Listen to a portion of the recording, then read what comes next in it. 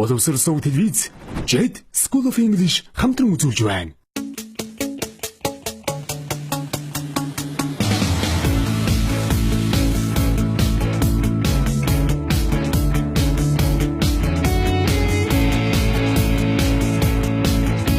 Англи хэлний асын сургууль.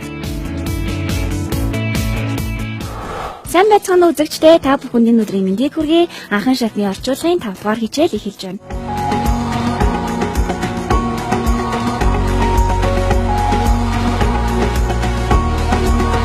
Бид өмнөх хичээлээрээ одоо үргэлжлэж байгаа цагийн хэлбэрийг сурч орчуулга хийсэн билээ. Харин өнөөдрийнхөө хичээлээр бид тэмдэг нэр болон дайвар үгийн тухай үзэх болно. Хамтдаа тэмдэг нэр дайвар үгийн жишээг харцгаая. Та бүхэн дэлгэцэнд анхаарлаа хандуулав. Happy kids. Happy kids. За энэ kids гэдэг нь маань хүүхдүүд гэсэн нэр үг юм тийм ээ. Жаргалтай хүүхдүүд. За тэгвэл дараагийн үгийг харцгаая. Playing happily. Playing happily. Аз жаргалтайгаар тоглох гэсэн үг байна тийм үү. За тэгвэл үйл үг ангууд happily харин нэр үгийг тодтохдоо happy гэж тодтогдож байна. За дараагийн жишээг харцгаая. A slow turtle. A slow turtle. Slow гэдэг маань удаан гэсэн үг шүү дээ тийм ээ. Нэг удаан яс мэлхий. За мөн going slowly. Going slowly. Удаанаар явах. За тэгвэл slowly, happily гэдэг хоёр үг маань тийм ээ. Тэмдэг нэр болон дайвар үгийн жишээ байна. Тэгвэл эхлээд хамтдаа тэмдэг нэрийн үүрэг өгүүлбэрт орох байшлыг сурцгаая. За тэмдэг нэр нь нэр үг болон төлөөний үгийг тодтогч ямар гэсэн асуултанд хариулдаг байна. За харин тэмдэг нэр маань өгүүлбэрт хоёр үндсэн байрлалтай байна. Нэгдүгээр тэмдэг нэр үгийн урт талд нь байрлаж болно. За тухайн нэр үг болон төлөөний үг тийм ээ тухайн үлийн эзнийг ямар гэсэн асуултанд хариулдаг гэж илүү дэлгэрэнгүй мэдээлэл өгөхөд бид тэмдэг нэрийг хэрэглэдэг байгаа. За жишээ нь a nice day. A nice day. За нэр үг маань day гэсэн үг байна тийм ээ. Тэгвэл ямар өдөр вэ гингүүд nice day буюу сайхан өдөр болж байна гэд өдөр гэсэн нэрийг тодтогч. Мөн adjective буюу тэмдэг нэр маань би үлэг, look, мөн seem гэх мэт үйл өгнүүдийн араас орж ирдэг байгаа. За бид би үлэг юм сайн мэдэн тийм ээ. Байдаг бол гэсэн утгаар илэрхийлдэг. За seem гэсэн үгийг бас үдчихсэн санагдах тийм юм шиг байна гэсэн утгаар ордог. За look гэдэг үг маань бас харагдах гэсэн утгыг илэрхийлдэг шүү дээ. Жишээлбэл it is very hot. It is very hot. Үнэхээр халуун байна. Тэгвэл it is гэдэг би үлэгний ардлаас hot гэсэн тэмдэг нэр маань орж ирсэн байна шүү дээ. За it seems nice. It seems nice. Гой байх шиг байна тийм ээ. За тэгвэл seem гэдэг үгний ардлаас nice гэсэн тэмдэг нэр бас байрлаж болж байна. Дараагийн жишээг харцгаая. You look beautiful today. You look beautiful today. Өнөөдөр чи ястай хөөрхөн харагдаж байна тийм ээ. За look гэдэг үгний ардлаас beautiful гэдэг тэмдэг нэр орж ирсэн байна. За тэгэхээр тэмдэг нэр маань нэр үгийн урт талд орж нэр үгийг тодтогно. За тэрнээс гадна look, be, seem гэсэн үйл өгнүүдийн ард нь бас байрлаж байгааг анзаараарай. За хамтдаа дасгал хийж үзцгээе. Дараах зургийг хараад дүрсэлцгээе. Тийм ээ. Ямар хүүхэд байна гэдгийг дүрслэе. За нэгдүгээр за зурган дээр маань инээж байгаа хүүхэд байна тийм ээ. За ямар хөвгөлтэй хүү вэ тийм ээ. За хөвгөлтэй хүү байна гэж өгүүлбэр зохиоцгоё. He is a funny boy гэж хэлж болно тийм ээ. He is a funny boy. Funny гэсэн үг маань хөвгөлтэй гэдэг тэмдэг нэр байна. Boy гэсэн нэр үгийн урд ороод энэ хүүг тодтогч шүү дээ. Хоёрдугаар зургийг харцгаая. За хоёрдугаар зурган дээр гадаа тоглоом халтар болсон хүүхдүүд байна тийм ээ. За тэгвэл халтар болсон хүүхдүүд байна гэж өгүүлбэр зохиоцгоё. Тэгвэл they are dirty boys гэж хэлж байна тийм ээ. They are dirty boys.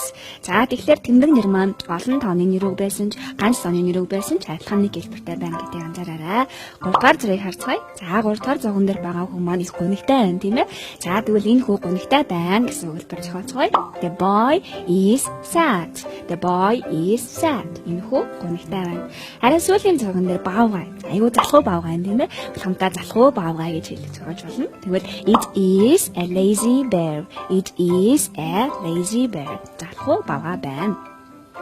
Тэгвэл харин одоо хамтдаа дайвар үгийн хэрэглээс орцгаая. Тэмдэг нэрийн хэрэглээ бол маш амархан байна шүү дээ тийм ээ.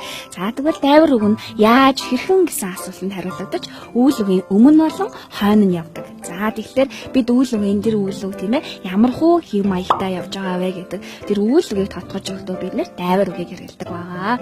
За тэгвэл хамтдаа дайвар үгийн байрлалыг харцгаая тийм ээ. Дайвар үг нь өгүүлбэр тааны явах вэ гэвэл за нэгдүгээр үйл үгийн өмнө нь явж болдог байгаа. Мөн үйл үгийн ард талд нь явдаг. За жишээ нь finish easily. Finish easily.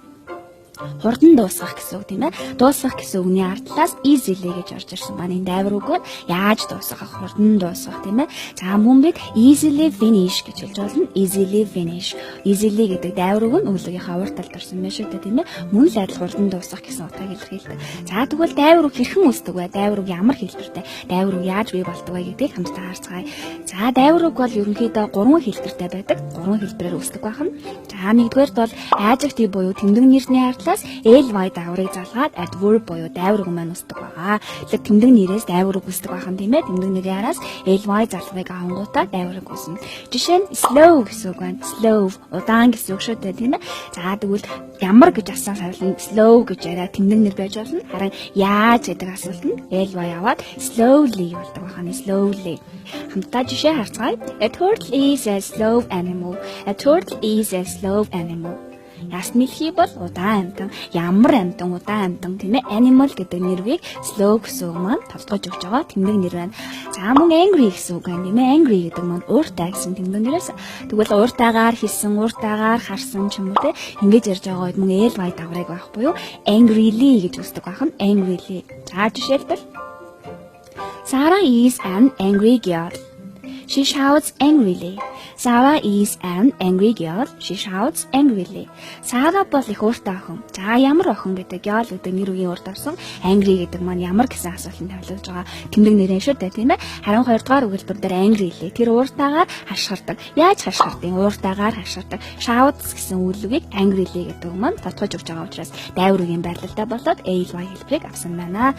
За мөн 2 дугаар дайвар үг маань тэмдэг нэртэйгээ яг адилхан байж болдог. Тэгэхээр бид ly явуулахгүйгээр дайвар үгийг үүсгэж болно гэсэн. За жишээлбэл fast гэсэн үг байна тийм ээ. Fast хурдан гэсэн үг. Тэгвэл энэ үг маань дайвар үг дээр ч мөн адил fast гэдэг ч байдаг. Fastly гэсэн хэлбэг бат байдгүй бах нэ. Тэгэхээр ямар хурдан fast, яаж хурдан fast ах юм тийм ээ. За жишээлбэл a rabbit is fast. It runs fast. A rabbit is fast. It runs fast. Туулаа их хурдан. Ямар хурдан fast гэдэг маань туулааг ярьж байгаа тэмдэг нэрэн тийм ээ. It runs fast. Туулаа хурдан гүйдэг. Яаж гүйдэг? Хурдан гүйдэг. Энэ тохиолдолд fast гэсэн үг маань үйл үгийн артал үйл үгийн юм аяыг тодтогч өгч байна. За дараагийн үг бол hard гэсэн үг байна. Hard гэдэг маань хүнд хэцүү гэсэн үг тийм ээ. За тэгвэл hard гэдэг нэг маань hardly гэсэн хэлбэр бас авдаг. Тэмдэг нэр дээрээ ч hard, мөн дайвар үгэн дээрээ ч мөн hard гэсэн утгатай байдаг. Хамтдаа жишээ өгүүлбэр харцгаая. Learning English isn't hard. You should study hard. Learning English isn't hard. You should study hard. Англи хэл сурна гэдэг бол хэцүү биш. Харин та маш сайн хичээх ёстой гэсэн үг. Тэгэхээр hard гэж эхний өгүүлбэр дээр бол англи хэлийг ярьж байгаа тэмдэг нэр бол дараагийн үед study гэсэн үг тодорч байгаа hard гэсэн үг маань дайвар үгийн үгээр оржээ. Хэлбэрийн хувьд адилхан боловч байрлалын хувьд дондоо мөн тодорч байгаа үгнийхээ хувьд өөр юм тийм ээ. За дараагийн үг бол early гэсэн үг. Early гэдэг маань эрт гэсэн үг тийм ээ. Энэ үг маань тэмдэг нэр дайвар үг дээр мөн адил early гэсэн хэлбэртэй байдаг. Тэгэхээр early гэж ly-г бол авдаггүй ахын тийм ээ. За жишээлх юм бол I am an early bird. I am an early bird. I wake up early in the morning. I wake up early in the morning. За би бол эртээ чууха. Bird гэсэн үгний уртад early орж ирсэн учраас энэ тэмдэг нэрээр орж ирж байна гэсэн үг тийм ээ. Ямар шувуу эртээ чувуу. Тэгээд би өглөө болгон эрт босдог. Тэгвэл энэ тохиолдолд яаж босдог, хизээ босдог вэ? Wake up гэсэн үгийг тодорхойлж өгч байгаа. Early гэдэг маань дайвар үгийн утгаар орсон байна. За 3 дугаар дайвар үг маань дөрмийн бусаар бас хуурдаг байгаа. За жишээлх юм бол good гэсэн үг байна. Сайн гэсэн үг тийм ээ. Good. За ямар good. Харин яаж англиар сайн ярьдаг ч юм уу те. Айгүй сайн болдог гэж ярихад бид нэр goodly гэж авдаггүй. Good гэсэн үг маань well болж хуурдаг байгаа. Жишээлбэл your English is good. You speak well. Your English is good. You speak well. Таны англи хэл ёстой сайн юм аа. Англи хэл ямар вэ гэдэг асуултанд good гэж хариулж байгаа. Энэ тэмдэг нэр байна тийм ээ. Харин you speak well. Та сайн ярьдаг юм байна. Яаж ярьдаг гэд speak гэсэн үгийг well гэсэн үг маань татгаж өгч байна. Тэгэхээр бид you speak good юм уу you speak goodly гэж хэлдэг байна тийм ээ. Тэгэхээр тэмдэг нэр дайвар үг хоёр маань ялгаатай байхад би дайвар үг хэрхэн үүсдэг талаар сурлаа. Тэгвэл одоо хамтдаа дасгал хийцгээе. Дараах 4 зэргийг хараад өгөгдсөн үйлийг ашиглан өгүүлбэр цаагаараа. За мөн үйл үгээ тодтохоо мартваа тийм ээ. 6 маш анхааралтай хараад ямар дайвар үгээр тодтож болох вэ гэдгийг харцгаая. За 1-р зурган дээр За энэ охин бид нар руу харж ийн тийм ээ. За тэгвэл тэр бид нар руу харж байна гэж өгүүлбэр зохио. Үг маань look гэсэн үг байна. She is looking at us. За харин яаж харж ийн? Зэрэг харцгаа яаж харж ийн? Ууртай харж ийн тийм ээ. Тэгвэл тэр бид нар руу ууртай харж байна гэсэн өгүүлбэр зохиоцгоо. Тэгвэл дайвар үг учраас she is looking at us angrily. She is looking at us angrily. Бид нар руу их ууртай харж байна. Хоёрдугаар зурган дээр яс мэлхий гүйж байна тийм ээ. За яс мэлхий гүйж байна гэдэг өгүүлбэр зохиоцгоё. The turtle is running. За яаж гүйж байна? Яс мэлхий маш удаан гүйж байна. Тэгвэл the turtle is running slowly. The turtle is running slowly. Яс мэлхий удаанаар гүйж байна. Яаж гүйж байна? Удаан гүйж байна. Ийм учраас slowly гэсэн дайврыг явж байна тийм ээ. Гуравдугаар зургийг харцгаая. За энэ охин маань инээж байна. Ямар чанга инээд юм бэ те? Тэгвэл хамтдаа энэ охин чангаар инээж байна гэж хэлээ. She is laughing loudly. She is laughing loudly. Тэр маш чангаар инээж байна тийм ээ. Яаж инээж ин чангаар инээж байна. Loudly гэдэг маань мөн адил adverb буюу дайвар үг байна. Дөрөвдүгээр зэрэг харцгаая. За энэ зурган дээр ирвэс байна тийм ээ. За ирвэс гитцэн алхаж чинь. Хамтаа тэгвэл ирвэс алхаж байна гэж хэлээ. Ирвэс алхаж байна. Яаж алхаж байна? Маш боломжтой алхаж байна тийм ээ. Тэгвэл хамтдаа боломжтой алхаж байна гэсэн өгүүлбэр зохиоцгоё. The panther is walking carefully. The panther is walking carefully. Ирвэс маш болгоомжтой алхаж байна. Маш сайн байна. Хятад хэлний алсын зайн сургалт. Тун утгагүй боловсрол сууд хийзээ. За үзэгчдээ дахин нэг дасгал хийж үзцгээе. Дараах 4 өгүүлбэрийг уншаад зөв үгийг сонгоорой. Тэмдэг нэр үү, дайвар үг үү тийм ээ. Аль хэлбэр зөв бэ гэдгийг анхааралтай ажиллаад сонгоорой. Нэгдүгээр өгүүлбэрийг багш нь уншчихъя. The train was very slow or slowly. The train was very slow or slowly. За болон тийм ээ галт тэрэг маш удаан байсан гэсэн өгүүлбэр юм тийм үү. За тэгвэл яаж биш ямар байсан гэдэг асуулт байгаа учраас бид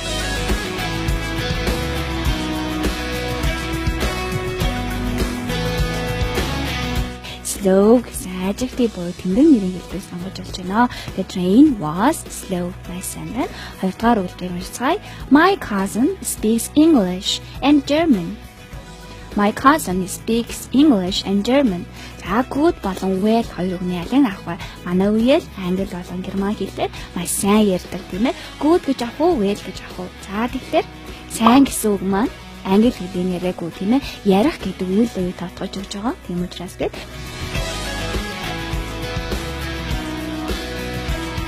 well гэсэн дайврыг сонгоно тийм ээ. My cousin speaks English and German well. Маса 3-р өгүүлбэрийг харцгаая. You look angry or angrily.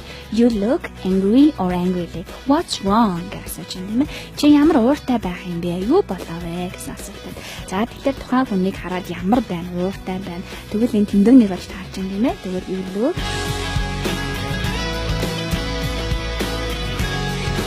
angry ахна. You look angry. What's wrong? Ямар ууртай харагдаж байна? Юу болоо вэ гэдэг асуулт байна тийм ээ.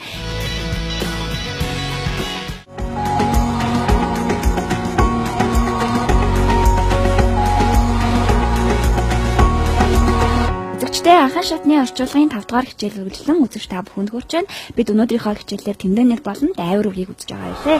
Тэгвэл өнөөдрийн хичээлдэр гарсан тэмдэг нэр дайвар үг орсон нэгэн үлгэрийг хамтдаа уншаад орчуулцгаая. Энэхүү үлгэр дээр байгаа 14 шиг тэмдэг нэр болон дайвар үг маань дээгдсэн байгаа. Хамтдаа үгийн өгнөхөнгөө үлгэрээ орчуулцгаая. And the frog, the princess and the frog буюу гүнж мэлхий хоёр гэдэг нэртэй үлгэр байна тийм ээ.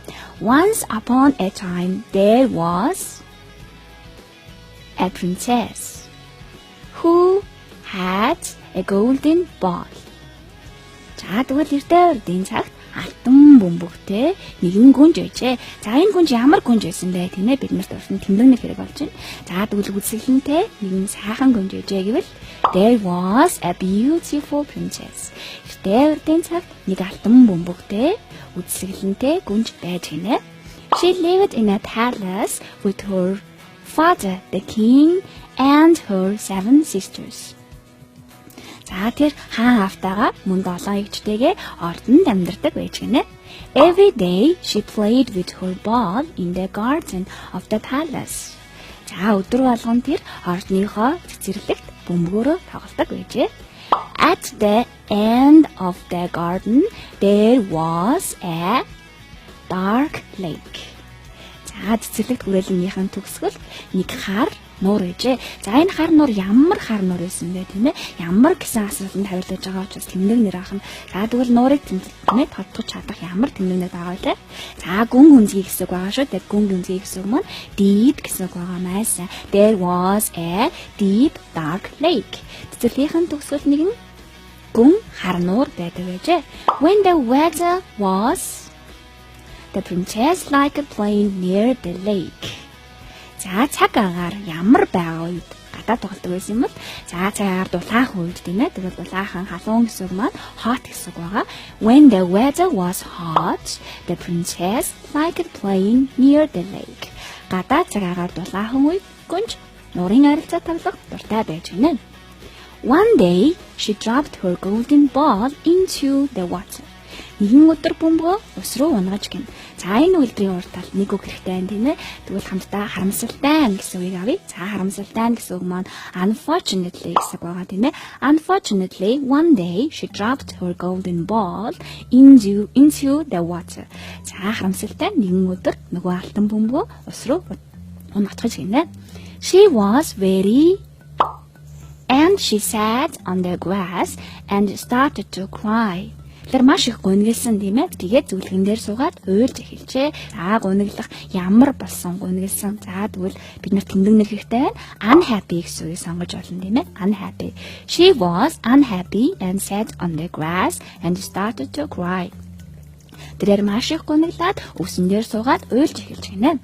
She heard the voice, "Don't cry, princess."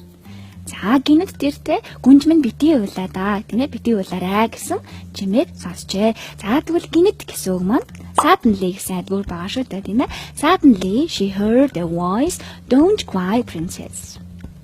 Битгий уйлаарай гэсэн нэг хүнийг хэлхийг сонслоо. She opened her eyes and saw a large frog. За тэр нүдээ нээгээд нэгэн том мэлхийг харлаа. За энэ мэлхий ямар байсан бэ? Урд нь тэмдэг хэрэгтэй байна тийм ээ. За мэлхий ногоон өнгөтэй байсан баг. Тэгвэл хамтдаа a large green frog. Нүдээ нээгээд хартал тэр ногоон том мэлхийг олж харлаа. "Oh, please help me," she said. "I can't get my ball." "Оо, надад туслаач те би бөмбөгөө авч чадахгүй байна" гэж princess нэ гүнж хэлжээ. "I will help you," said the frog. "If I can come and live with you in the palace." За тэгээ би чамд туслая тийм ээ. Хэрвээ би гараад ирэх юм бол би буцаад гараад ирэх юм бол чи надтай зүг ордонд амьдраарай гэж мэлхий хэлжээ. "Yes, yes, of course. I promise," said the princess. "Тэгэлгүй яах вэ? Би амлаж байна" гэж гүнж хариулжээ. So the frog jumped into the water and came back with the ball. За jump гэсэн бид сайн мэдэн тийм ээ үсрэх гэсэн. За тэгээд мэлхий ус руу үсэрч ороод бөмбөгийг аваад гараад ирж гинэ. The princess laughed and took the ball. Гүнж инээгээд бөмбөгөө авч гин. She ran back to the palace and forgot all about the frog. За тэр ордон руугаа гүйсэн. Ордон руугаа яаж гүйсэн бол тийм ээ. За тэгвэл бид нарт дайвар хэрэг болжээ. Тэгвэл бөмбөгөө авангуудаа ордон руугаа маш хурдан буцаад гүйжээ гэсэн. За маш хурдан гэдэг маань quickly гэсэн үг байгаа тийм ээ. Маш сайн тэгвэл тэр бөмбөгөө аваад ордон руу маш хурдан гүйжээ. Тэгээд мэлхийний талаар бүгдийг мартсан байна. The frog was very. За мэлхий маш ууралсан тийм ээ. Тэгвэл angry гэсэн ажилтгийг авч болно. The frog was very angry. За мэлхий маш их ууралжээ. He followed the princess into the palace and told his story to the king. За мэлхий охиныг дагаж ордонд нь ороод энэ явдлаа тийм ээ болсон явдлаа эзэн хаанд ярьж гинэ. A promise is a promise, said the frog. Амлалт бол амлалт гэж мэлхий хэлжээ. Yes, said the king and called his daughter. A promise is a promise, my daughter. За хаа үнийг сонсоод тэглгүй яах вэ? Охин минь амлалт бол амлалт гэдэг шүү гэж хэлжээ. Take this frog to your room and look after him. За тэгвэл яг мэлхийг өрөөндөө оруулаад тэр нь маш анхааралтай халамж тавиарай тийм ээ. За тэгвэл ямар анхааралтай авах юм, яаж тавих юм? Биднэрт adverb хэрэг болсон байна. Carefully тийм ээ, carefully. За охиндоо амлалт бол амлалт байт юм аа. Миний охин мэлхийг аваад өрөөндөө оруулаад түүнийг халамжлаарай гэж хайцсан хэлжээ. The princess cried again, but she took the frog and put him on the bed. Нөгөө гүнж чинь ахаад л уйлж гин. Тэгээд мэлхийгээ орон дээр тавьж гинэ. The frog looked at her and said. За мэлхий охин руу хараад хэлжээ. За яаж хийсэн бол тийм ээ? Чимээгүй хэлжээ гэвэл the frog тийм ээ said quietly. The frog looked at her and said quietly. За мэлхий гүнж рүү хараад маш намуухнаар please kiss me princess. Гүнж минь намайг үнсэж гэж хэлдэг. She closed her eyes and kissed him. Харин гүнж нүдээ анаад нөгөө мэлхийг үнсэж гин. The frog turned into a prince. За тэр дороо мэлхий ханхуу болсон хувирчээ. Тэр дороо гэсэн үг маань immediately гэдэг дайвар байгаа шүү дээ тийм ээ. Immediately the frog turned into a prince. Харин ямар ханхуу болж хувирсан бэ? Ямар царайлаг ханхуу болж хувирсан баг тийм ээ. The frog turned into a handsome prince. За мэлхий нэгэн үзэсгэлэнтэй царайлаг ханхуу болон хувирчээ. Of course he and the princess fell in love.